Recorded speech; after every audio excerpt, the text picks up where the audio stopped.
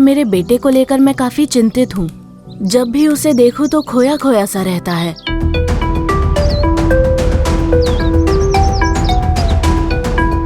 मैं उसकी अच्छी देखभाल तो करती हूँ। लगता है कि शायद उसे अपने पिताजी की याद आ गई। जब घर पर माता पिता समय निकाल कर बाइबल पढ़ते हैं, तभी घर पर बच्चों में भी बाइबल पढ़ने की इच्छा जागती है।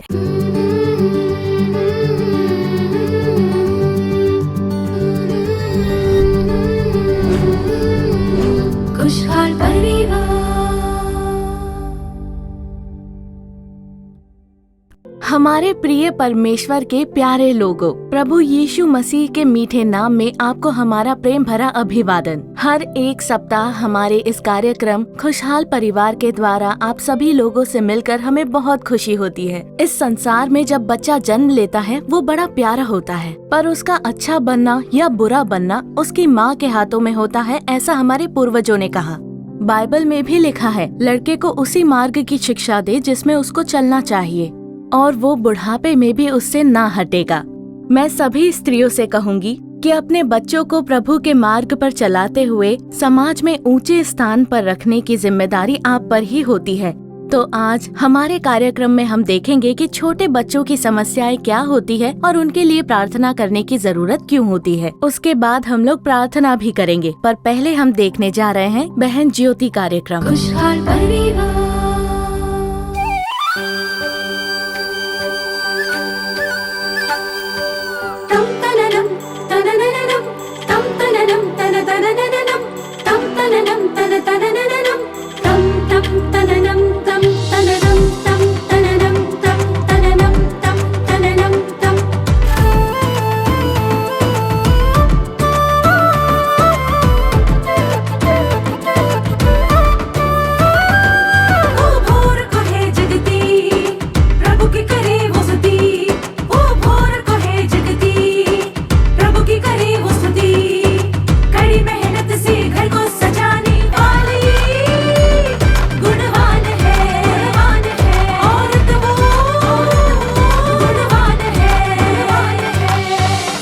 ज्योति बहन,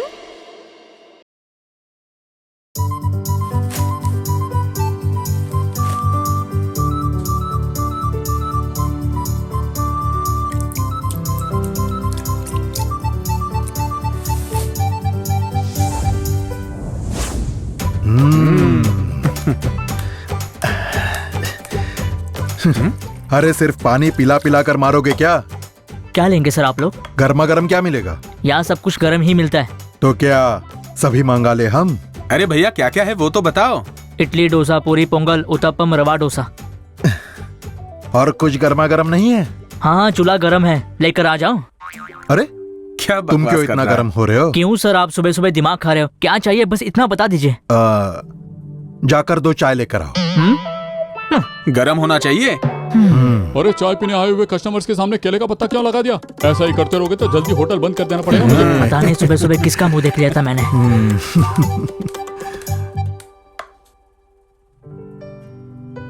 ये क्या मौसा जी, सिर्फ आप अकेले आए हो? मौसी जी को क्यों नहीं लेकर आए? अगली बार आऊंगा ना तो उसे जरूर लेकर आऊंगा। अच्छा मौसा जी, आपकी बेटी और आपके दामाद कैसे हैं? अब वो बिल्कुल बदल चुके हैं। बढ़िया।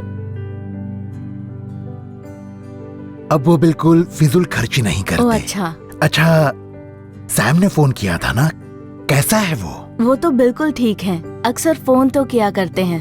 बस हम लोग यहाँ और वो सऊदी में रहते हैं, उसी बात की हमेशा चिंता रहती है। तुम चिंता मत करो, परमेश्वर उसके साथ है। अच्छा, तुम्हारा बेटा कहाँ पर है? नजर नहीं आ रहा। उसके बारे में क्या बताऊं, उसके बारे में ही हमेशा चिंता रहती है। क्यों, क्या बात है? तबीयत तो ठीक है ना उसकी? बात वो नहीं है मौसा जी। तो और क्या बात है? माँ, मैंने रिमोट कार मंगवाई थी ना। हाँ कल ही तो बात हुई थी, मैं ला दूंगी। माँ, तुमने कहा था कि आज ला दोगी, मुझसे झूठ बोला है तुमने। देखो मैं खाना लगा रही हूँ, जल्दी आकर खा लो।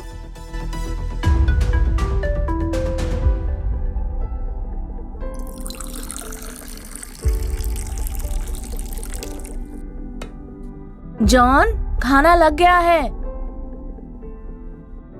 जॉन, हे जॉन, चलो खाना खा लो, मुझे भूख नहीं है। इतना भी जिद मत करो जॉन। चलो बेटा खाना खा लो। मैंने कहा ना नहीं चाहिए, तुम ही खा लेना।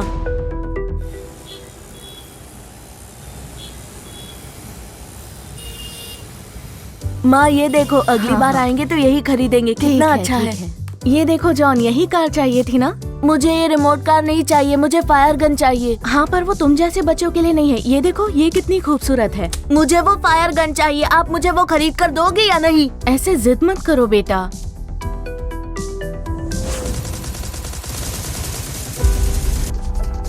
मैं बिल्कुल ठीक हूँ जी, पर आप अपनी तबीयत संभालना, अच्छी नींद लेना और ठीक समय पर खाना खा लेना। हाँ, वो तो बड़े मजे में है। आप रोज प्रार्थना जरूर करना। ठीक है, मैं रखती हूँ। हाँ।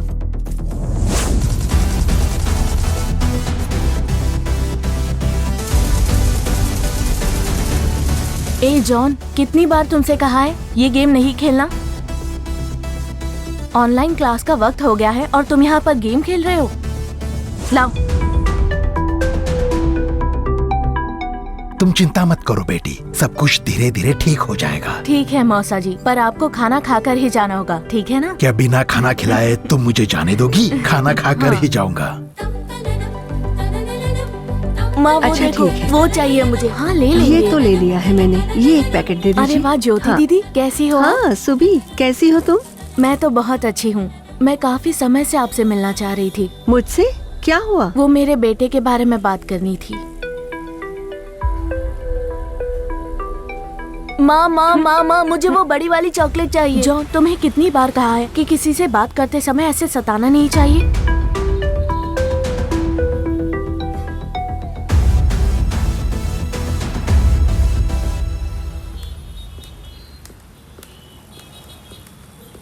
जॉन, ये लो, तुम घर जाओ, मुझे इनसे कुछ बात करनी है। ठीक है? ठीक है माँ।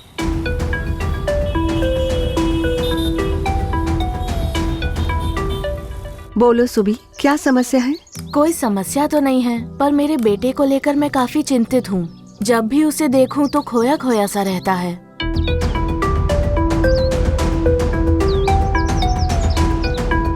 मैं उसकी अच्छी देखभाल तो करती हूँ। लगता है कि शायद उसे अपने पिताजी की याद आ गई। सुबी, बच्चों का सही मार्ग पर चलना या गलत मार्ग पर जाना दोनों ही माता पिता के हाथों में ही होता है। पर मैं तो उसकी अच्छी देखभाल करती हूँ। या तो उन्हें बहुत लाड प्यार देते हैं या फिर बहुत ही सख्त होते हैं। ये दोनों ही गलत है। देखो, तुम्हारे पति फॉरेन में रहते हैं, इसीलिए तुम उससे सख्ती से पेश आती हो और वो अच्छा भी है, लेकिन ऐसा हद से ज्यादा नहीं करना चाहिए। अभी देख लो, तुमने बेकरी में कैसा बर्ताव किया। माँ माँ माँ माँ, मुझे वो बड़ी वाली चॉकलेट चाहिए। जॉन, तुमसे कितनी बार कहा है कि किसी से बात करते समय ऐसे सताना नहीं चाहिए। इतना चीखते चिल्लाते डांटते हुए बच्चों से बात नहीं करनी चाहिए। तुम डरा धमकाकर उसे कंट्रोल करने की कोशिश कर रही हो। अगर डांटती भी हो तो प्यार से करके देखो। जानती हो आज माता पिता क्या गलती करते हैं? बार बार किसी भी बात पर बच्चों को गिफ्ट खरीद कर देते हैं। घर पर बिल्कुल शांत रहना और अच्छी पढ़ाई करना तो तुम्हें टॉयज और चॉकलेट खरीद देंगे। ऐसे हर बात पर कुछ न कुछ तोहफे अगर उन्हें खरीद कर देते रहो तो बच्चे पैसों का महत्व कैसे जान पाएंगे। बच्चों को प्रोत्साहन देना गलत नहीं है, पर उसे हद से ज्यादा नहीं करना चाहिए। ठीक है दीदी। तुम अपने बेटे को किसी और के साथ कंपेयर बिल्कुल मत करना। पीटर भी तुम्हारे साथ पढ़ता है ना? देखो, फर्स्ट रैंक मिला है उसे। और खुद को देखो, वो अपने माता पिता की सारी बातें मानता है और तुम हर एक बात में जिद करते हो। सुबी, जानती हो बच्चों का दिल कब प्रभावित होता है? जब वो कुछ बोलता है ना, तो उसकी बातों पर ध्यान दो। अगर तुमने उसकी बातों पर ध्यान नहीं दिया तो वो दुखी हो जाएगा। माँ, मुझे आपको कुछ बताना है। आज है ना, स्कूल में मेरी क्लास टीचर ने मेरी बड़ी तारीफ की माँ, क्योंकि मैंने बहुत अच्छी कहानी सुनाई। माँ, क्या वो कहानी मैं आपको भी सुनाऊं? हाँ बिल्कुल बेटा। एक कौवा था और उसे बड़ी प्यास लगी थी। वो कई सारे घरों में गया, लेकिन उसे पानी नहीं मिला। फिर उसे एक घड़े में थोड़ा सा पानी मिला। वो उसे पीना चाहता था।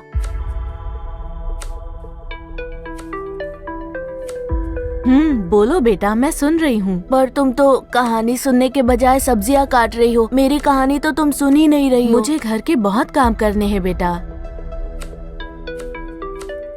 अपने बेटे के पास में बैठकर उसे उसकी पढ़ाई में मदद करो। अपने बेटे के साथ मिलकर खेलो। जो अपेक्षा तुम अपने बेटे से करती हो वही अपेक्षा वो तुमसे भी रखेगा ना। अगर तुम चाहती हो कि वो सुबह जल्दी जाग जाए तो उससे पहले तुम्हें जाग जाना होगा, समझी ना? दीदी मतलब आप कह रही हो कि गलती मेरी है? ऐसा नहीं सुबी, लड़के यहोवा के दिए भाग हैं और उस भाग की रक्षा करना पूरी तरह से माता पिता के हाथ में ही है। तुम घर जाकर व्यवस्था विवरण 6 का 6 और 7 पढ़कर देखना। प्रभु कहते हैं कि सबसे पहले वचन माता पिता के हृदय में होना चाहिए और उसी वचन को अपने बच्चों को ध्यान से सिखाना होगा। तुम अपने बच्चों को म्यूजिक, कंप्यूटर, कराटे ये सारी चीजें सिखाती हो ना? सबसे पहले वचन सिखाना होगा, प्रभु के बारे में सिखाओ। सुबीता, मैं ये नहीं कह रही हूँ कि तुम्हारा बेटा गलती नहीं करता, पर तुम्हें पहले अपने आप को सही करना होगा, उसके बाद तुम्हारा बेटा बदल जाएगा। शुक्रिया दीदी, आपकी बातें सुनकर बहुत अच्छा लगा। अब से मैं वैसा ही करूँगी। ठीक है, चलो चलते हैं।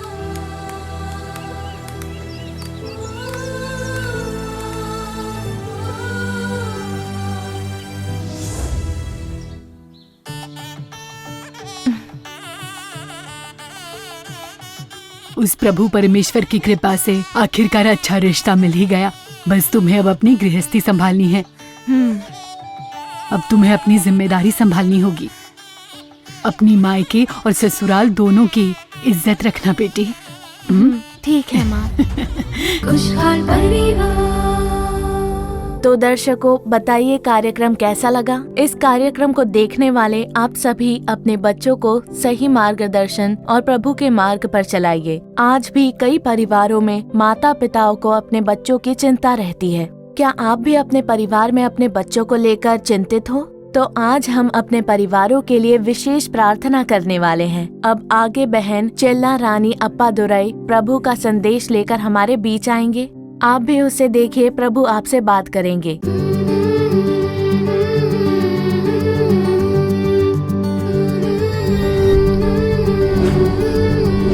खुशहाल परिवार। प्रभु यीशु मसीह के प्यारे नाम में आप सभी को मेरा प्रेम भरा अभिवादन।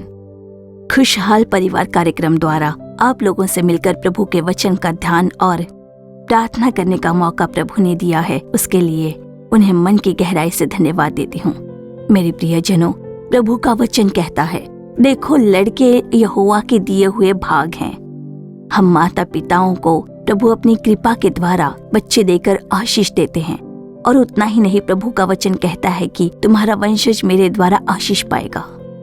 और भी प्रभु का वचन कहता है, तुम्हारा वंश आशीषित वंश कहलाया जाएगा। ऐसा प्रभु का वचन कहता है।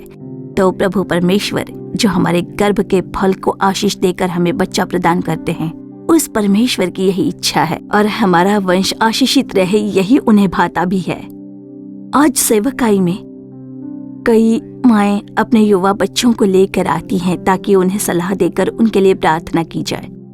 तब कई माएं अपने बच्चों के बारे में कहती हैं कि ये बिल्कुल आज्ञा पालन नहीं करते, नियमित बाइबल नहीं पढ़ते हैं, निजी प्रार्थना जीवन भी नहीं है, बहुत झूठ बोलते हैं। ऐसे अपने बच्चों के बारे में कई कमियां निकालते हैं।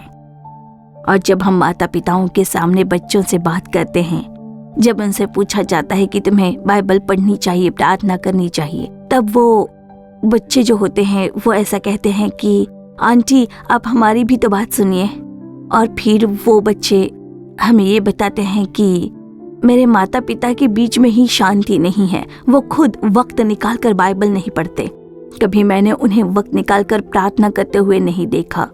तो हमारे बारे में वो ऐसा कैसे बोल सकते हैं? कई बार तो मेरी माँ खुद मेरे पिताजी की आज्ञा का पालन नहीं करती।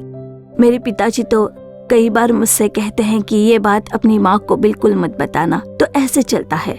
ऐसी वेदना के साथ बोलते हुए मैंने कई बच्चों को देखा है। तो प्रभु कहते हैं कि मैं तुम्हारे लिए एक उदाहरण बना हूँ, मेरे पद चिन्ह पर चलिए, मेरा अनुसरण कीजिए, ऐसा प्रभु का वचन कहता है। जब घर पर माता पिता समय निकालकर बाइबल पढ़ते हैं, तभी घर पर बच्चों में भी बाइबल पढ़ने की इच्छा जागती है। वचन कहता है कि इसलिए कि तूने अपने परमेश्वर की व्यवस्था को तज दिया है, मैं भी तेरे बाल बच्चों को छोड़ दूंगा। इसलिए हम माता पिता को बाइबल पढ़ने के लिए और प्रार्थना के लिए समय निकालना चाहिए। तभी हमारे बच्चों के आगे हम माता पिता एक गवाही का जीवन जी सकते हैं, और तभी बच्चों और माता पिताओं में मतभेद नहीं होते, कोई भी रहस्य नहीं होता। पति और पत्नी के बीच में अच्छी समझ रहती है, सच्चाई और खराई से रहते हैं। तभी बच्चे भी खराई का एक जीवन जीना चाहते हैं। और बस उतना ही नहीं, हे बालकों, प्रभु में अपने माता पिता के आज्ञाकारी बनो, ऐसा प्रभु का वचन कहता है। इसलिए हम माता पिता अगर ये चाहते हैं कि प्रभु में वो हमारी आज्ञा पालन करें, तो हम माता पिताओं के अंदर उद्धार का निश्चय दिखना जरूरी है।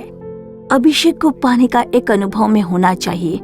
हमारा सिर्फ उद्धार होना ही नहीं, सिर्फ हमारा अभिषेक होना ही जरूरी नहीं, निश्चय ही उद्धार की खुशी चाहिए। हमें अभिषेक पाना है। इन आखिरी समय में, दुष्ट समय में, जब हम माता पिता के अंदर वो अभिषेक बना रहता है, तभी परमेश्वर हमें ज्ञान के आत्मा से भरते हैं, और प्रभु परमेश्वर में अपने बच्चों को कैसे पालना पोसना है वो सलाह हमें प्रभु दे पाएंगे। हम माता पिता जब उद्धार पाकर अभिषेक को पाते हैं, जब हम एक पवित्रता का जीवन जीते हैं, तभी हमारे बच्चों को एक उद्धार के मार्ग पर चला पाएंगे। हमारे बच्चे भी अभिषेक पा लेने के लिए उन्हें अभिषेक के मार्ग पर ले चल सकते हैं। जब हम पवित्रता का जीवन जीते हैं, तभी हमारे बच्चे भी उस पवित्रता के मार्ग पर चल सकते हैं। अब हमारे परिवार में भी मेरी बेटी शीलू जब 6ठी कक्षा में थी, तभी मेरे पति ने उद्धार पाया, और उस उद्धार की खुशी को पाने के तुरंत बाद उनके अंदर अभिषेक पाने की इच्छा जाग उठी, और प्रभु ने उनका अभिषेक किया। हमारी पारिवारिक प्रार्थना में मैं और मेरे पति जब प्रभु को स्थान देकर आत्मा से भरकर अभिषेक में प्रार्थना करते समय, उसे देखकर मेरी बेटी को भी इच्छा हुई। उसने कहा, आप लोगों की तरह मैं प्रार्थना नहीं कर पाती। आप लोग इतनी देर तक प्रभु से बात करते हो, प्रभु की उपस्थिति में बैठकर कितनी देर तक प्रार्थना करते हो। आप लोगों को प्रभु की आवाज सुनाई देती है, प्रभु का दर्शन पाते हो। मुझे भी इस तरह का एक अनुभव चाहिए, ऐसा कहा उसने। तो परमेश्वर ने उसमें भी अभिषेक पाने की वो इच्छा उसके अंदर भर दी। और वो कैसे? परमेश्वर ने हमें जो कृपा के साथ उद्धार के मार्ग पर मार्गदर्शन किया, उसी तरह अभिषेक किया, और उसे अभिषेक की कमी न होने के लिए परमेश्वर के मार्गदर्शन के द्वारा उसके अंदर परमेश्वर ने ही उस इच्छा को भर दिया। तो हम जो माता पिता के स्थान पर हैं, हम उद्धार की परिपूर्णता से भरकर जब अभिषेक की भरपूरी में बने रहते हैं, तब बच्चे भी चाहते हैं कि उस खुशी को हम भी पालें।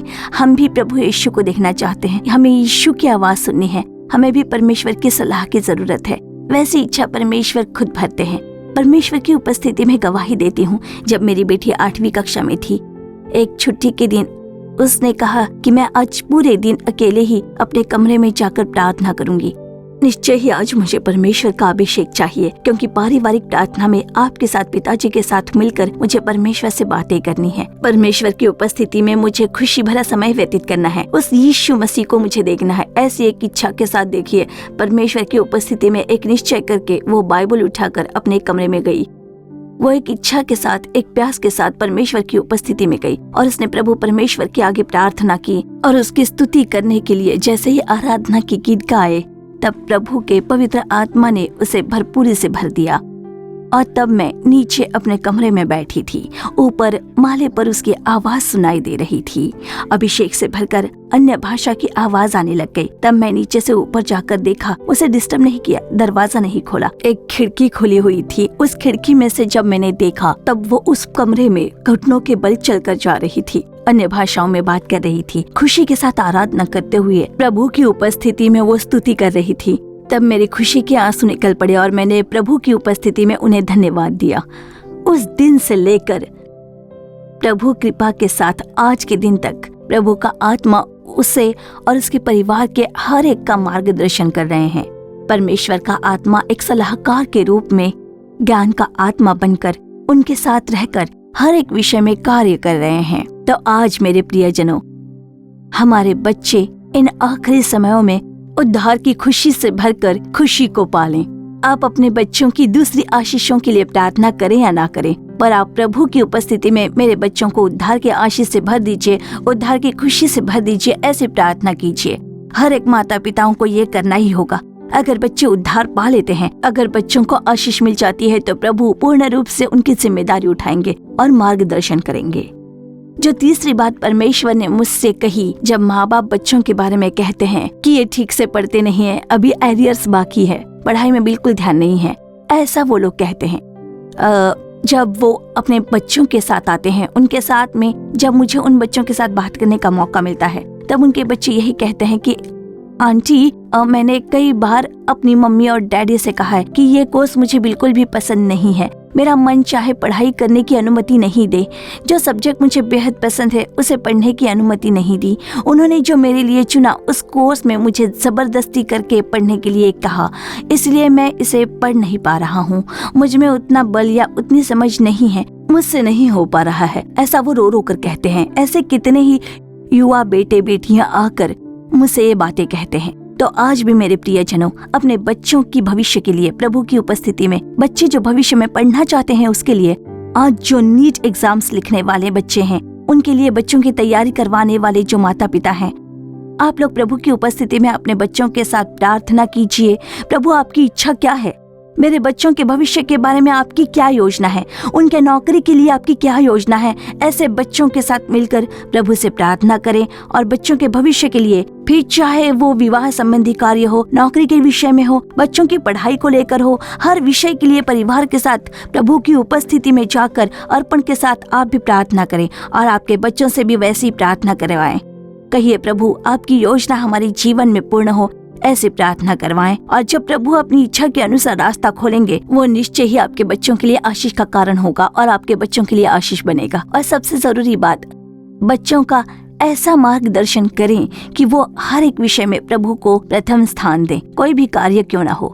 बच्चे अपनी मनमर्जी किसी चीज की मांग करते हैं, तो बच्चों को समझाइए कि सबसे पहले प्रभु यीशु से उस चीज को मांगो, प्रभु से प्रार्थना करना, तभी प्रभु वो आशीष हमें देंगे, ताकि तुम्हें वो चीज लेकर देने में प्रभु मार्ग को खोलेंगे। ऐसे हर एक कार्य में वो जिस किसी चीज की मांग करते हैं, शायद एक ड्रेस हो या उनकी पढ़ाई से जुड़ा हुआ कोई कार्य हो, वो जो कुछ भी मांगे, परमेश्वर को प्रथम स्थान देकर उनसे कहो कि परमेश्वर से मांगना। ऐसा जब अपने बच्चों का आप मार्गदर्शन करेंगे, तब आपके बच्चे आशीष पाएंगे। और उतना ही नहीं, पढ़ने लिखने वाले बच्चे हो सकते हैं, या फिर नौकरी करने वाले बच्चे हों, या फिर हमारे बच्चे जिनका विवाह हो गया हो, हर एक विषय में, हर एक बात में, वो जहाँ कहीं भी रहते हों, जहाँ पढ़ते हैं, नौकरी करते हैं, जहाँ पर उनका घर है, उस क्षेत्र में परमेश्वर के नाम की महिमा के लिए बच्चे कार्य करने के लिए एक सलाह और मार्गदर्शन अपने बच्चों को दें। चौथी बात, हर एक विषय में बच्चे परमेश्वर का सम्मान करें, प्रभु की महिमा करें। ऐसा जब आप सिखाओगे, तब प्रभु बच्चों को ऊंचा उठाएंगे और प्रभु के उन बच्चों के द्वारा प्रभु के नाम की महिमा होगी। वैसे आशीष अपने बच्चों को देने के लिए हम अपनी आंखें बंद करेंगे और प्रार्थना करेंगे। स्तुति करते हैं राजा, दिल की गहराई से आपकी स्तुति करते हैं, धन्यवाद देते हैं परमेश्वर। इस समय भी प्यारे परमेश्वर, गर्भ का फल यहोवा की ओर से प्रतिफल है, और उस वचन के अनुसार हम माता पिताओं को प्रभु अपने कृपा से जो बच्चे दिए हैं, उन्हें आप में पालने के लिए, एक आशीषित वंश के अनुसार उभरने के लिए परमेश्वर ने जो मौका और कृपा हमें दी है, उसके लिए मन की गहराई से आपकी स्तुति करते हैं। और आज के इस दिन भी प्रभु परमेश्वर की सलाह के अनुसार जब हम में से हर एक माता पिता चलते हैं, तब निश्चय ही आपके वचन के अनुसार बच्चों को एक आशीषित वंश के तौर पर उभारने के लिए अपने नाम की महिमा करवाने वाले हों। उसके लिए आपकी स्तुति करते हैं परमेश्वर। और आज भी परमेश्वर, बच्चों के लिए प्रार्थना करने वाले हर एक माता पिता के साथ मिलकर मैं प्रार्थना करती हूँ। माता पिता अपने बच्चों के जीवन में जिस किसी आशीष की मांग कर रहे हैं, उस प्रार्थना में प्रभु यीशु मसीह के नाम में आशीष बना रहे। जिन्होंने उद्धार नहीं पाया, वो बच्चे यीशु के नाम में परिपूर्णता से उद्धार की खुशी को पाले। जिन बहनों ने अभी तक अभिषेक नहीं पाया, आपके ऐसे युवा बच्चों पर प्रभु आपका अभिषेक उंडेल दीजिए। इस प्रार्थना के समय में प्रभु इस कार्यक्रम को देखकर, इस प्रार्थना में सहभागी हुए हर एक युवा बच्चों के ऊपर उद्धारकर्ता का हाथ बना रहे, उद्धारकर्ता परमेश्वर का स्पर्श हो। हे पवित्र आत्मा, अपने बच्चों पर अपना सामर्थ भर दीजिए। आमीन। प्रभु आपकी स्तुति हो। जब आपकी महिमा होती है तब आप उन्हें महिमा देने वाले परमेश्वर के रूप में कार्य करते हो। उसके लिए धन्यवाद। इस प्रार्थना में शामिल हुए हर एक को आपके हाथों में देते हैं। प्रभु हमें एक गवाही बना दीजिए, आपके नाम की महिमा हो। हमारे बच्चे एक आशीषित वंश के तौर पर उभरे। प्रभु आप इन्हें अपने सामर्थ्य से भरकर इन्हें आशीष दीजिए। आपकी कृपा बनी रहे अपनी संतान के द्वारा, बच्चों के द्वारा। माता पिता खुशी से भर जाए ऐसे दिन आपने रखे हैं, उसके लिए आपकी स्तुति हो। माता पिता की इच्छा पूरी करके उन्हें आप खुशी से भर रहे हो, इसलिए सारी स्तुति आदर महिमा आपको देते हैं। सिर्फ प्रभु के नाम की महिमा हो। यीशु मसीह के नाम में प्रार्थना करते हैं पिता, आमीन। इस कार्यक्रम के द्वारा प्रभु ने आपसे बात की होगी। प्रभु हमारी प्रार्थना को सुनकर हमारे साथ प्रार्थना में सहभागी हुए हर एक युवा भाई और युवा बहन को प्रभु आशीष देंगे। आपके मन की इच्छा को प्रभु पूरी करेंगे। प्रभु परमेश्वर का आदर करेंगे, प्रभु के नाम की महिमा करेंगे। इस अर्पण के साथ आपने प्रार्थना की, इसलिए आज इस कार्यक्रम में सहभागी हुए युवा भाई और बहनों के द्वारा परमेश्वर के नाम की महिमा होगी। प्रभु आपको आशीष दे, आप पर प्रभु का आशीष बना रहे। आमीन। खुशहाल परिवार। हमारा विश्वास है कि आज का ये कार्यक्रम आपके लिए जरूर ही आशीष रहा होगा। आपने जो भलाई पाई है, आशीष पाया है, उसे हमारे साथ बांटना न भूलिए। अब आगे आने वाले हमारे दूसरे कार्यक्रम जो टीवी चैनलों और सोशल मीडिया प्लेटफॉर्म पर आने वाले हैं, उनसे जुड़ना न भूलिए। फिर हम आप लोगों से इस कार्यक्रम में दोबारा मिलेंगे। तब तक प्रभु की कृपा आपके संग बनी रहे। For further details and prayer support, contact Jesus Redeems Ministries, Nallumavadi, Tuticorin District, 628211. Our phone number 04435454545. Email info@jesusredeems.org. Our website www.jesusredeems.com. God bless you.